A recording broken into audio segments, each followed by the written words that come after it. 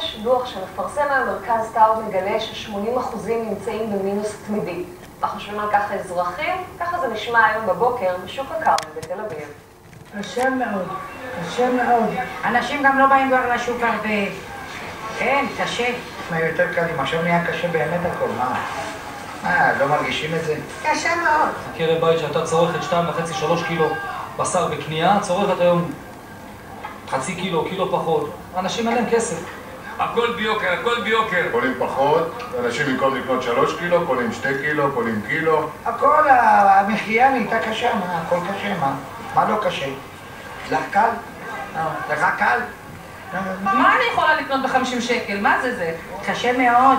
מה, לחם, חלב וגבינה, כבר אתה נותן 100 שקל, כמה אתה מרוויח? אין הוצאות משכנתה, חשמל, מים, ארנונה, נעליים. יש לו חשמל, יש לו ארנונה, יש לו מים, יש לו מיסים, קשה לו... שכירות, אני כבר לא מדבר על שכירות. אתה מצליח לסגור את החודש? אני לא מצליח לפתוח את החודש. אני מדבר לסגור את החודש. ושלום לפרופסור עומר מואב. ערב טוב, שלום שלום. אז איך הגענו למצב שעולה מהדוח של טאוב, שבעצם כולנו חיים במינוס תמידי כל הזמן?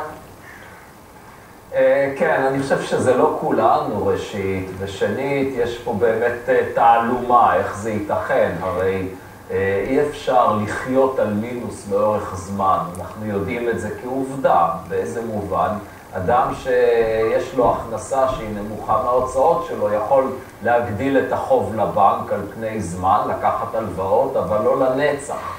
בשלב מסוים קו האשראי נפסק, ולכן לדעתי זה משקף בעיקר תופעה של הכנסות לא מדווחות. למעשה רמת החיים של קבוצות באוכלוסייה הישראלית היא גבוהה יותר, או רמת ההכנסה מההכנסה המדווחת. ודבר נוסף, אנשים בסך הכל עוברים על פני זמן מקבוצת הכנסה אחת לאחרת, ולכן זה מאוד מאפיין את התופעה שאנשים שנמצאים בעשירון התחתון מוציאים הרבה יותר מההכנסה שלהם. לא כל מי שבעשירון התחתון הוא באמת עני, יש שם אנשים שנמצאים שם באופן זמני. ומה לגבי הנתון שהפער בין מעמד הביניים למעמד הנמוך אמנם מצטמצם, אבל דווקא הפער בין המעמד הגבוה למעמד הביניים, הפער הזה מתרחב? כן, אז זה נכון, יש פה תופעה כלל עולמית, אגב, לא רק בישראל, ששוק העבודה מתגמל יותר ויותר אנשים בעלי כישורים מסוימים, השכלה גבוהה, יכולות גבוהות שמתאימות יותר לעידן הטכנולוגי שבו אנחנו נמצאים, ויש פה בהחלט את התופעה הזאת של התרחבות פערים. ואיך אתה מסביר את הנתונים המדהימים בעיניי של יוקר המחיה, שמחירי המוצרים לעומת ה-OECD עלו בעשרות אחוזים, אפילו בפירות הירקות שתמיד היינו זולים באופן משמעותי, הפער כבר לא כזה גדול. נכון, נכון. אז זו שאלה טובה, ואני רוצה גם להדגיש שיוקר המחיה והנתונים של התפלגות השכר אין להם שום קשר. למשל, דוח העוני שהתפרסם אתמול, גם אם אנחנו נוריד באופן דרסטי את יוקר המחיה, את שיעורי העוני זה לא ישנה. למרות שכמובן מצבם של העניים יהיה הרבה יותר טוב. לכן אני באמת חושב שראוי שמבחינת מדיניות, הפעולה העיקרית תהיה אכן להגדיל את התחרותיות במשק הישראלי, ועל ידי כך להוזיל את יוקר המחיה, להעלות את שכר העבודה הריאלי, כלומר, לשפר את כוח הקנייה של האזרח הישראלי. אבל מה השתנה בישראל שרואים את הזינוק הזה במחירים בין 2005 ו-2011? מה קרה אז? אני באמת שלא יודע, ואני לא חושב שיש מישהו שיודע, אבל הכיוון שאפשר לנחש הוא מה שגורם לזה, זה התעצמות של אותם גופים אינטרסנטיים, שיודעים לדאוג לעצמם על חשבון יתר הציבור, וזה בא לידי ביטוי בריכוזיות למשל, שהיא כנראה יותר גבוהה ממה שהיה, והממשלה במקום להקטין את הריכוזיות, במקום, למשל בתחום המזון בעיקר, בתחום החקלאות, במקום לחשוף את המשק הישראלי ליבוא מתחרה, בעצם מאפשרים למצב הקיים להישאר ואולי אפילו להתעצם. עומר מואב, תודה רבה. תודה רבה לך, יום טוב. הפרסום של דוח העוני והיום דוח מצב המדינה החזיר למסכים את המקררים הריקים והגרפים של העוני. אז אם אנחנו מראים לציבור את המציאות שעולה מהנתונים, או פשוט מצלמים את מה שיוצא רגשות ואמוציות, ולאו דווקא תואם את מה שקורה בשטח, כמו שאומר הפרופסור אמיר חצרוני, שלום. שלום, ערב טוב. אז מה אנחנו רואים בטלוויזיה, אנחנו רואים כתבות וגם בעיתונים, מצלמים את התור לחלוקת המזון, מצלמים את האנשים במקרר הריק. אתה אומר שזה לא מה שקורה באמת בשטח?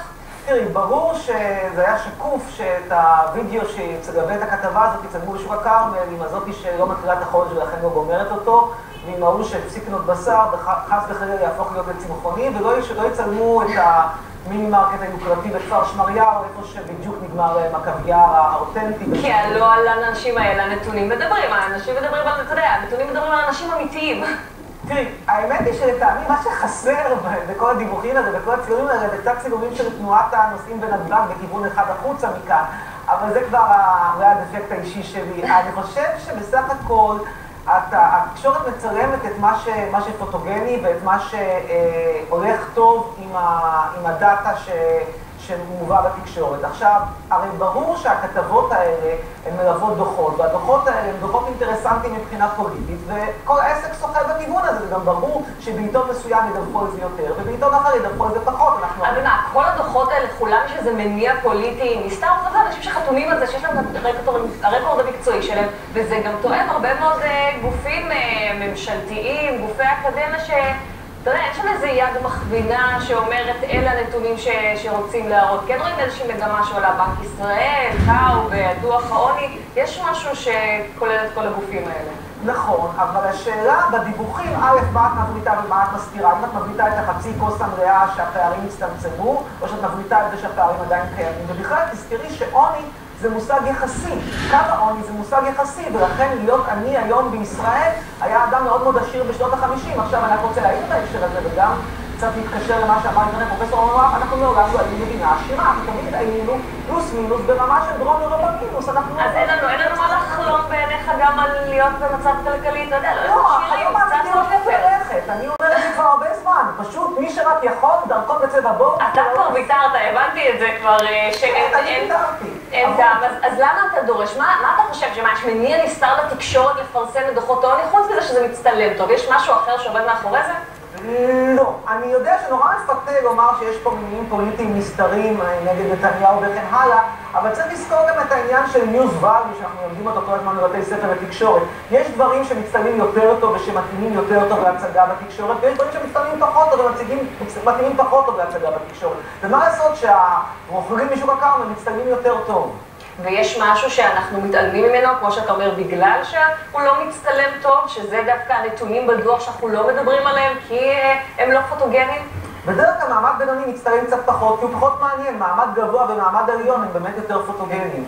טוב, אמיר חצרוני, תודה רבה לך על הדברים האלה. אנחנו נראה מה הפרשנים שלנו אומרים על זה, בתור שגם שם יהיו לא מעט חילוקי דעות, בועז ארד ונחי וייס, שלום לשניכם. ערב טוב. ערב טוב. אז בועז, נתחיל איתך. אתה באמת חושב שמציגים איזושהי תמונה חלקית מאוד של המצב? קודם כל חוזר אלינו במין דז'ה וו, דוח שמבוסס על דוחות של הלשכה המרכזית לסטטיסטיקה מ-2011, זה כמה שנים אחורה. צריך לזכור שהמצב נמצא בדינמיקה של שיפור, ואם נסתכל על הדוחות הספציפיים שפורסמו דאז, אנחנו נראה שחוץ משלושת העשירונים העליונים, כל שאר העשירונים בדוח הזה מרוויחים פחות ממה שהם מוצאים מדי חודש, וכמו שציין פרופסור מואב, הדבר הזה פשוט בלתי אפשרי. זאת אומרת, אנשים הרבה יותר קל להם לספר איזה כסף הם מוצאים, אבל הם לא כל כך נוטים לספר לסוקרים כמה כסף הם מכניסים, ועל זה גם הכירה אסתר דמוניצילי, שבשעתו הייתה מנכ"לית הביטוח הלאומי, שיש הרבה מאוד הון שחור, גם סטנלי פישר. אז נכון, יש הון שחור, זה חלק מזה. בערך 20% מהשוק הישראלי זה הון שחור לפי הערכות. אבל עדיין, אתה רואה את האנשים, אתה מכיר את מה שקורה, נחי, אולי נעבור אליך, אין בישראל עניים, הרי הנתונים הם מאוד ברורים, וגם הם לא עסקים במספרים, אנחנו מכירים את האנשים, רואים אותם, זה דבר שנמצא לך מול העיניים. אנחנו רואים, העניין הוא כזה, דבר ראשון, התקשורת היא לא באמת מציגה את חלקי האוכלוסייה שסובלת ברמה יותר, אפשר לומר שהאנשים העובדים הם אלו שנפגעים יותר מכולם. התקשורת מציגה את השכבה של אלו, נניח ניקח את מחאת רוטשילד. אנחנו רואים שם בעצם קהל ציבור מסוים שאצלו לא להעביר את החודש, זה לא לטוס פעמיים בשנה.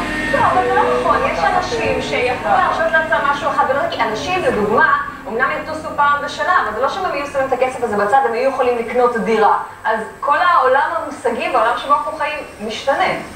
עולם המושגים משתנה, אבל מדבר קודם כל בהיבט התקשורתי. שנית, אפשר לומר גם שרוב הציבור הוא מוותר על החלומות שלו. הוא מוותר על החלומות, על התוכניות שלו. בסופו של דבר רובם שורדים את החודש, רובם לא עוברים אותו בצורה נכונה, בצורה שפויה, בצורה בריאה. בסופו של דבר זה פוגע גם בילדים, זה פוגע במשפחה, זה פוגע בכל המרקם החברתי. ואומר שאם ניקח עכשיו תמונות של אנשים מחטטים בפחים, או שניקח את מחאת רוטשילד, אנחנו בעצם מתייחסים לשכבה העליונה ולשכבה התחתונה. אנחנו מדברים על קהל העובדים, על הציבור שעובד ולא מצליח בסופו של דבר להעביר את החודש בצורה נכונה. בועז, גלעד, סיפור שלך. שאובייקטיבית המצב הולך ומשתפר, הוא יכול להשתפר הרבה יותר. אם אנחנו בודקים את הנתונים, כמה נכסים יש לנו, בעלות על דירות, על מכשירים חשמליים, על מיקרוגל, על טלפון, על אינטרנט, כל הדברים החשובים שמעשירים את החיים, המצב שלנו משתפר.